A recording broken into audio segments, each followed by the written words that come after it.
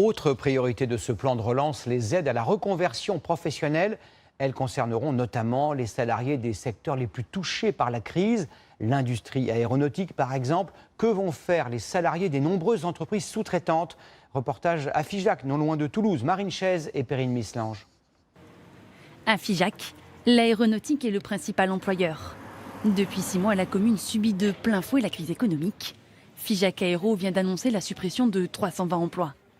Salarié de l'entreprise, Thomas Maubon est aujourd'hui dans l'incertitude. Ce serait vraiment un déchirement d'aller chercher du travail ailleurs. Auparavant commercial dans l'édition, ce Figeacois d'origine serait prêt à se reconvertir de nouveau pour rester dans la région. Il faudrait qu'il y ait une formation qui débouche sur un emploi. Ce qui compte, c'est d'avoir un emploi qui nous plaise, qui nous permette de subvenir à nos besoins, à ceux de notre famille.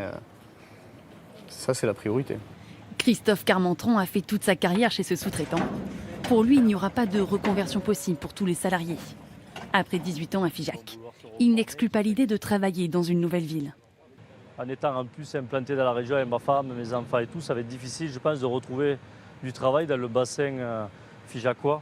C'est le travail qui nous donne souvent le lieu où on va vivre, hein, entre guillemets. Alors s'il faut se déplacer, on se déplacera. Alors pour conserver ces familles sur la commune, la mairie souhaite réorienter les secteurs de formation. Mais cela prendra du temps.